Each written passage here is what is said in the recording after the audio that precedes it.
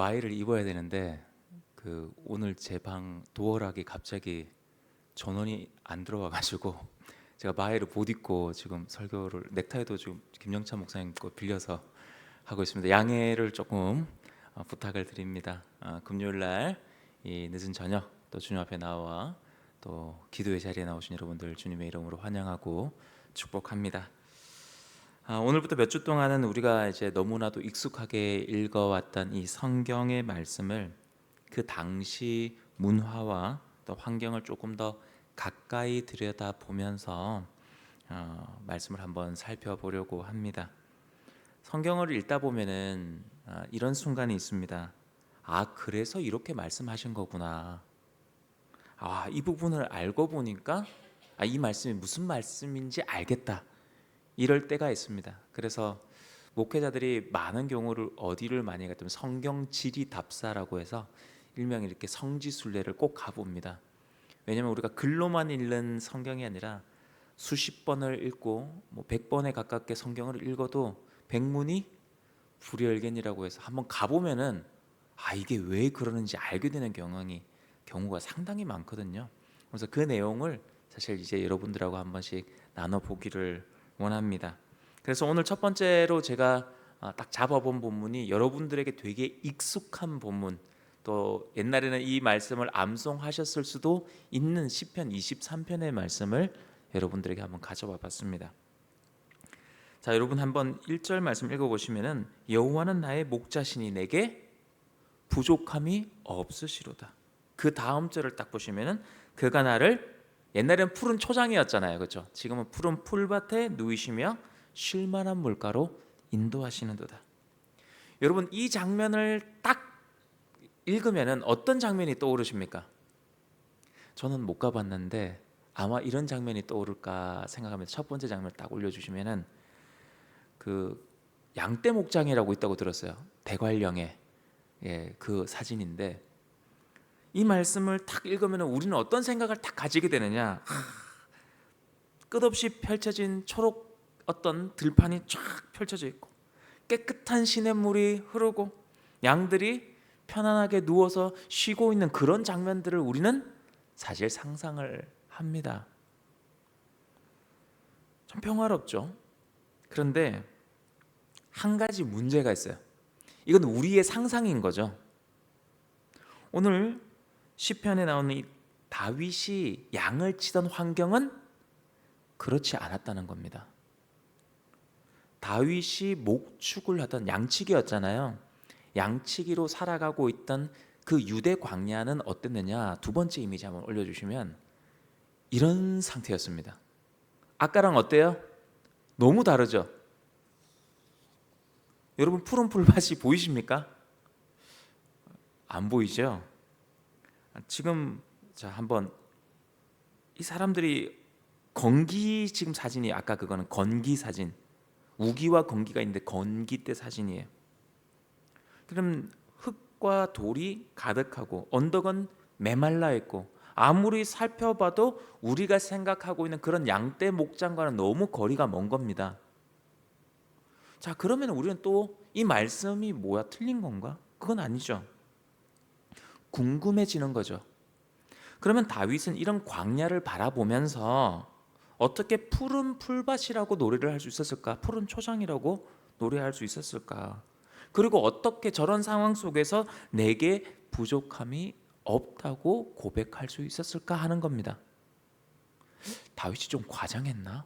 시편이니까 시적 감성이 발동한 건가? 그렇지 않습니다.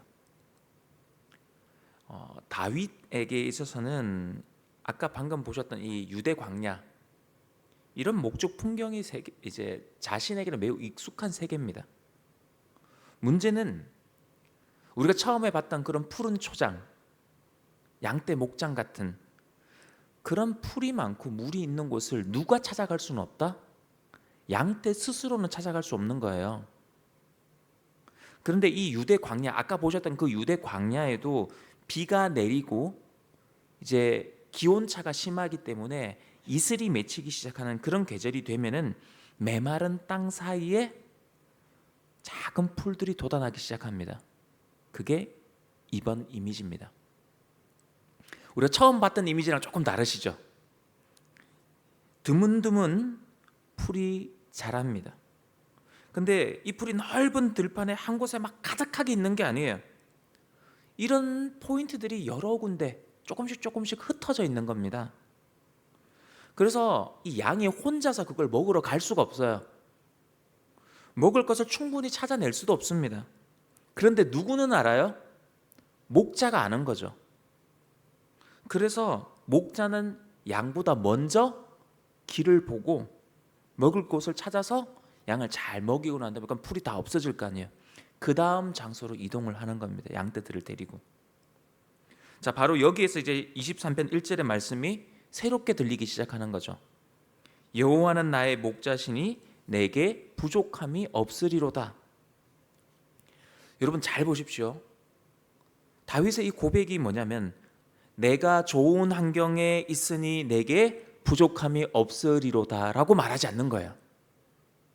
이걸 구분을 잘 하셔야 됩니다. 이게 지금 시편 23편이 말하고자 하는 핵심입니다.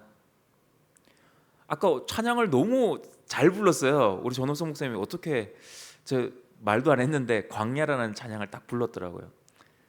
마음이 오늘 좀 많이 무거운 일이 있었는데 그 찬양 부르면서 좀 마음이 좀 많이 이렇게 내려갔어요. 광야는 뭐예요? 여전히 광야인 거예요. 풀이 있든 없든 물이 좀 있든 없든 광야는 광야인 겁니다.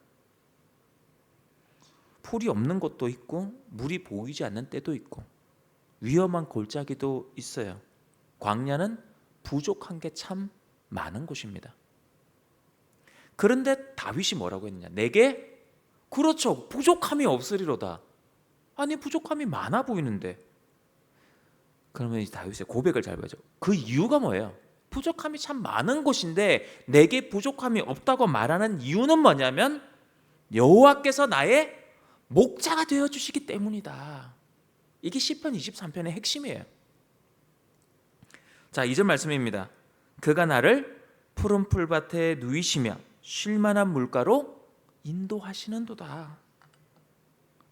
본문의 핵심이 뭐라고 했어요? 다른 게 아니었습니다. 푸른 풀밭과 쉴만한 물가, 이게 포인트가 아니라는 거예요. 목자가 되신 하나님, 우리 주님이 포인트입니다. 그런데 우리는 어때요? 저부터 그래요. 여러분 말씀의 묵상이 여러분의 마음에 쏙 와 닿을 때가 있죠. 그 말은 저도 똑같아서 그 얘기를 하는 겁니다. 뭐냐? 우리는 신앙생활을 하면서 자꾸 뭘 마음에 두려고 하냐면 푸른 풀밭과 쉴만한 물가를 계속 마음에 두려고 해요. 그래서 기도할 때 뭐라고 합니까?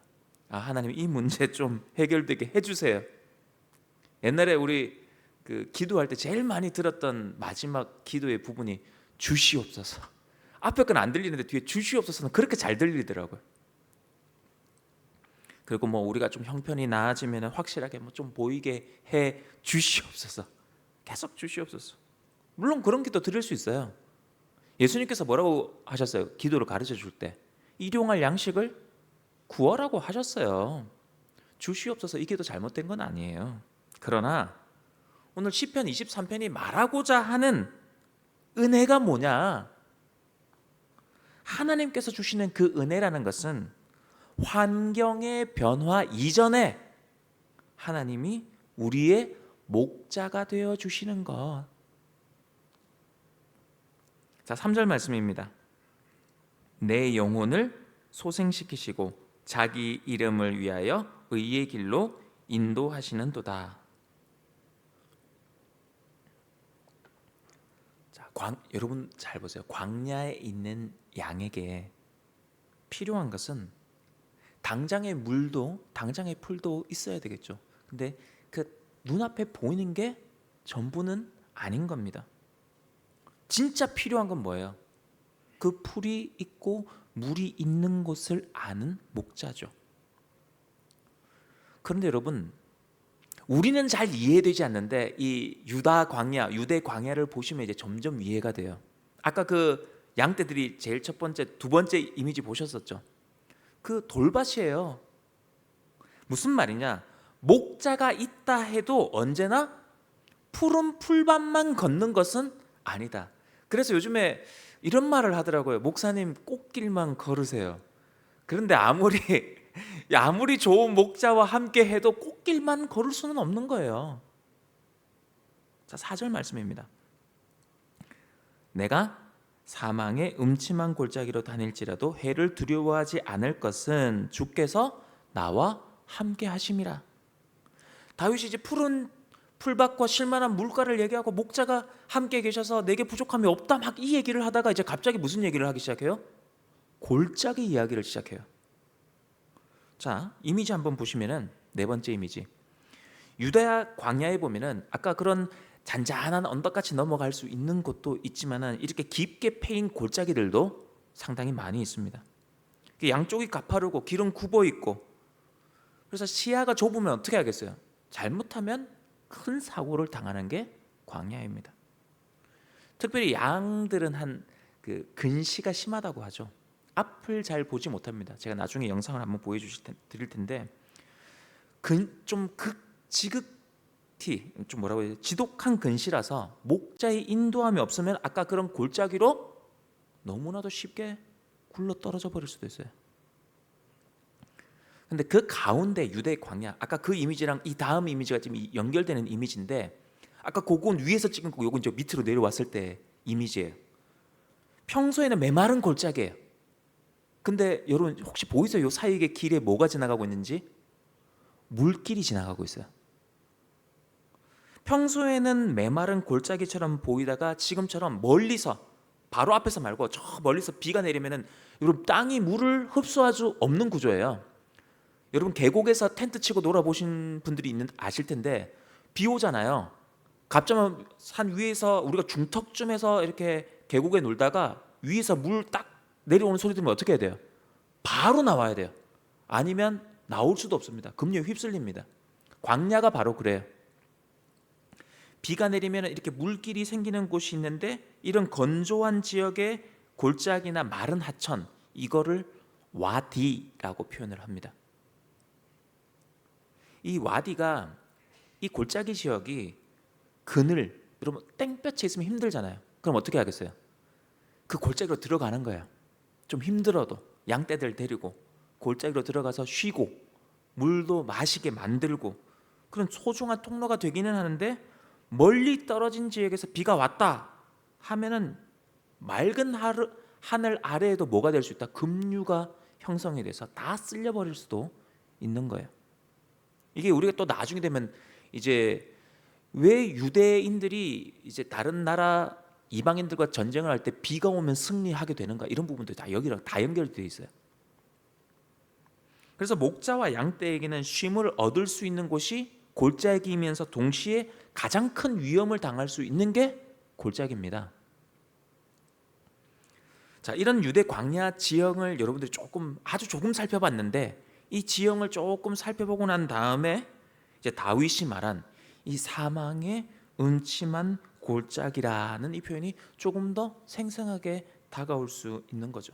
왜? 밤에 불 피워놓고 조금 구석진데 골짜기 안쪽에 자리를 딱 잡고 양떼들을 뒤쪽으로 딱 몰아놓고 지키고 있기가 훨씬 좋죠. 그런데 그 순간 뭐가 잘못되면 이게 골짜기는 어떻게 해요? 빠져나갈 수가 없는 거예요. 사망의 음침한 골짜기가 돼버리는 겁니다. 근데 지금 다윗의 관심은 어디 있냐면은 골짜기가 얼마나 위험한가를 설명하는 데 있는 게 아니죠. 그 위험한 골짜기에도 두려워하지 않는 이유, 그것을 바로 이어서 고백을 하고 있습니다. 무엇 때문에? 주께서 나와 함께 하심이라. 그러면 성경을 우리가 익숙하면 너무 쉽게 읽잖아요. 여러분 이 시편 말씀도 여러분 그렇게 보통 읽으실 텐데 잘 보세요. 이게 주님을 부르는 표현이 좀 달라져요. 1절부터 3절까지 다윗은 하나님을 뭐라고 표현하고 있어요? 그가 나를 푸른 풀밭에 누이시며 그가 나를 쉴만한 물가로 인도하시는도다. 그가 나를. 근데 이제 골짜기에 들어갔잖아요.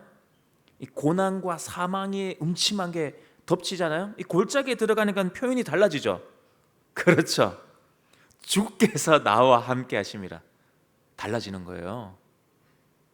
놀라운 거죠. 여러분 이 생각을 하셔야 됩니다. 골짜기가 하나님과 나를 멀어지게 만든 게 아니라 어떻게 한 거예요? 오히려 하나님과 나를 더 가깝게 만들어 주는 거예요. 우리 삶에도 이런 골짜기들이 있습니다. 건강 때문에 캄캄할 때도 있고, 자녀 때문에 마음이 무너질 때도 있죠.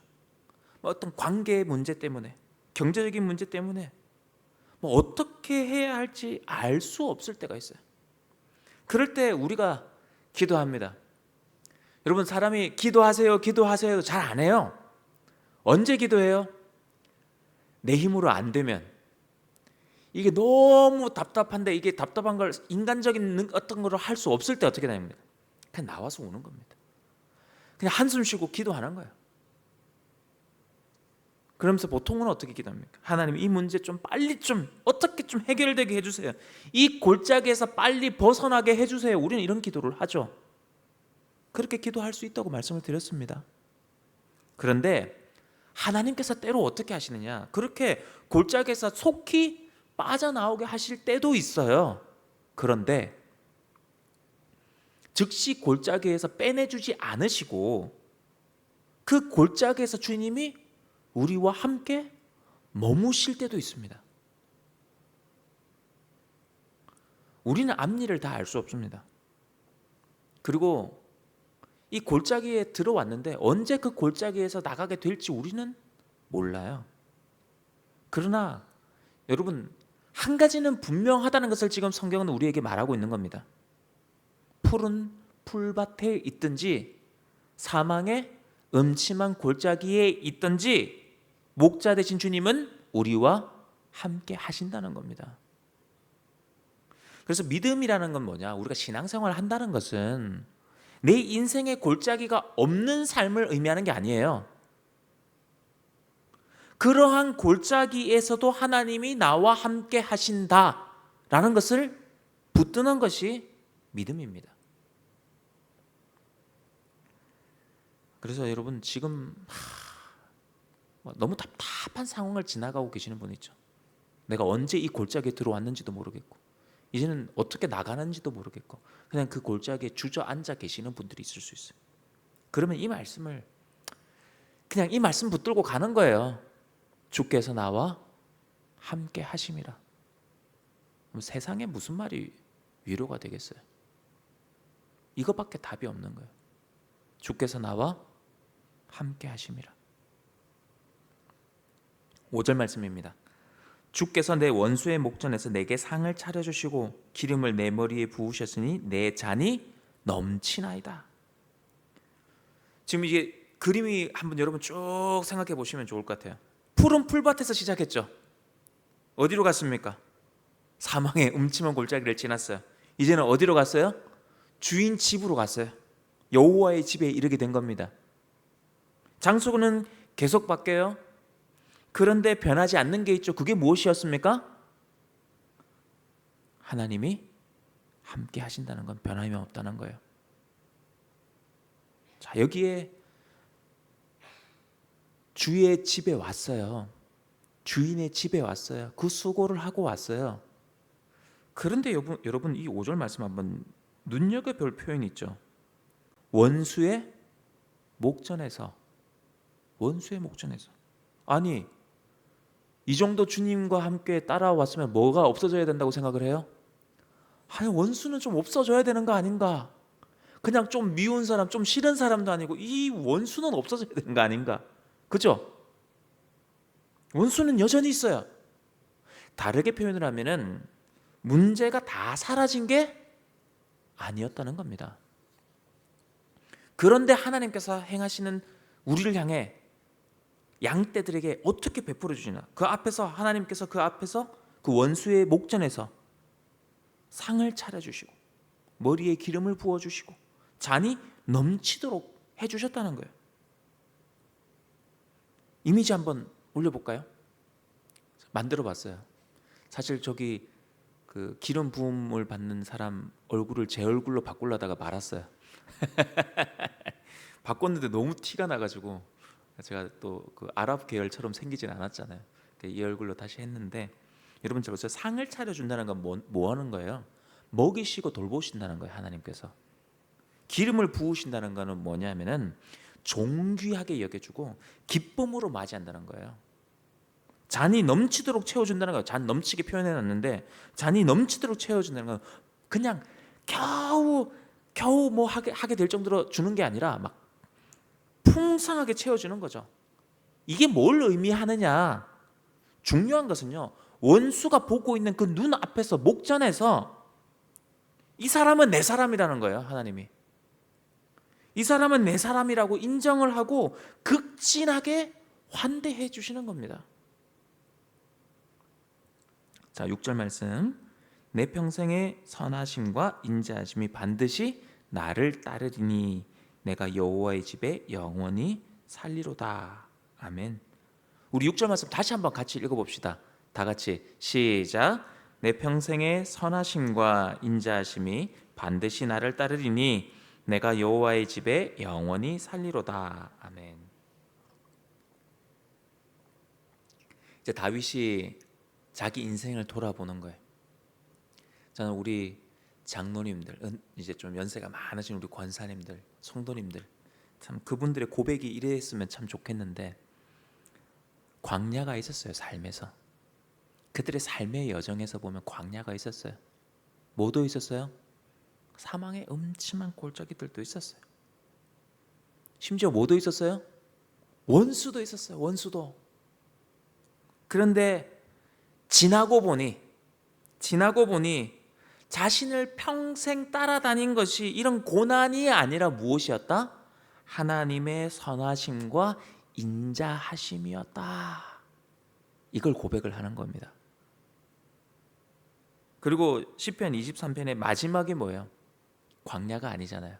이게 중요한 거예요. 시편 23편의 마지막은 어디냐? 골짜기도 아니에요. 어디다? 여호와의 집이에요. 영원히 머무리로다. 부족함이 없는 곳. 기름을 부어주 나를 존귀하게 여기시고 나를 인정해 주시고 넘치도록 채워주시는 분. 이게 시편 23편이 우리에게 주는 메시지입니다. 우리 인생이 어디를 지나가고 있는지 몰라요. 지금 내 인생이 그냥 좀 힘든 광야도 걷다가 좀 그래도 어느 정도 풀 마실 곳도 갔다가 또 광야 걷다가 또 물도 좀 마셨다가 뭐 이런 유다 광야를 걷고 있는 인생일 수도 있고, 아니면 깊은 골짜기일 수도 있고. 근데 중요한 건 뭐예요? 광야가 마지막은 아니라는 거예요. 골짜기가 마지막은 아니라는 거죠. 여호와의 집에 영원히 살리로다. 그래서 신약 성경에 딱 넘어 예수님께서 요한복음에서 뭐라고 하십니까? 나는 선한 목자라고 말씀을 하세요. 예수님은 그냥 멀리 서서 우리에게 야 이리로 가 저리로 가 아니야 거기 아니야 이렇게 하시는 분 아니세요. 어떻게 하셨어요? 우리를 살리시기 위하여 친히 사망의 음침한 골짜기로 내려오셨습니다. 거기서 십자가에서 자기의 생명을 내어주셨고 부활하셔서 우리에게 생명의 길을 열어주셨죠. 여호와의 집으로 우리를 인도하신 겁니다. 그래서 우리가 사망의 음침한 그 골짜기를 지나서 여호와의 집에 갈 수 있는 것은 우리가 목자를 잘 따라가서 그런 게 아니에요. 내가 신앙생활 엄청 잘하고 내가 헌금도 많이 하고 봉사도 많이 하고 그래서 내가 목자를 잘 따라가서 내가 천국 그 여호와의 집에 들어가는 게 아니라는 거예요. 선한 목자께서 자기 양을 끝까지 붙드시기 때문에 그 양이 주의 집에 들어가는 겁니다. 성경이 우리를 가르쳐서 뭐라고 많이 표현해요? 양이라고 표현하잖아요. 양. 여러분 양 모르시잖아요. 저도 잘 몰라요. 그래서 막 이 책 보고 저 책 보고 공부하고 합니다.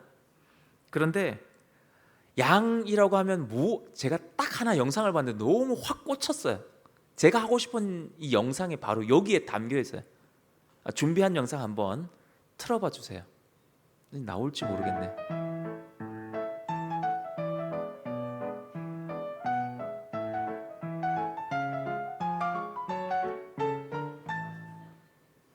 보셨어요?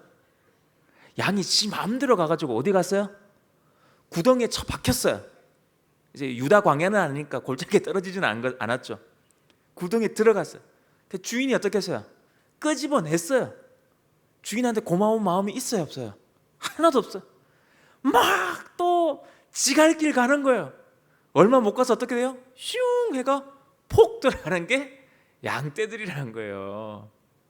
그게 우리예요. 그게 우리. 사랑하는 성도 여러분, 우리가 광야의 이야기들을, 푸른 초장의 이야기들을 쭉 살펴봤습니다. 어때요? 이제 좀 광야, 푸른 초장, 쉴만한 물과 이런 사망의 음침한 골짜기 그림이 조금 더 잘 그려지세요? 땅은 여전히 메말라 있습니다. 광야가 갑자기 푸른 목장으로 바뀌는 것도 아니에요. 그런데 목자가 함께 있다면 그곳은 버려진 땅이 아니다는 거예요. 왜 그렇습니까? 목자는 풀이 있는 곳을 알아요. 물이 있는 곳을 알아요. 어떻게 하면 이 와디, 이 골짜기를 지나서 평안한 것으로 갈 수 있을까? 이 길을 알고 계시는 거예요. 그리고 마침내 우리를 여호와의 집으로 인도하시는 겁니다. 그래서 다윗이 뭐라고 고백했어요? 여호와는 나의 목자시니 내게 부족함이 없으리로다. 부족함이 없다고 하면요, 여러분, 내가 원하는 거 다 가졌다는 그런 의미가 아니죠. 내가 목자의 돌보심 아래에 있다는 의미입니다. 지금 우리의 삶이 푸른 풀밭이 아닐 수 있습니다. 그냥 앞이 잘 보이지 않을 수도 있어요. 그런데 분명한 것은 뭐다? 우리에게는 선한 목자가 함께 하신다는 겁니다. 그래서 바라기는 어떤 길을 여러분들이 지나더라도 선한 목자가 되신 예수 그리스도께서 나와 함께 하신다, 이 말씀을 신뢰하면서 날마다 고백하셨으면 좋겠어요. 여러분 너무 힘드실 때, 내가 혼자 있는 것처럼 느껴질 때, 내가 마치 광야가 아니라 사망의 음침한 골짜기에 홀로 버려진 것 같이 앞이 보이지 않을 때 여러분 고백하시면 좋을 것 같아요. 여러분 이렇게 말로 고백하는 게 되게 중요합니다. 가끔은 내 심령이 막 무너져 있을 때 있거든요. 그때는 내가 입술을 통해서 내 심령이 들으라고 선포하는 겁니다.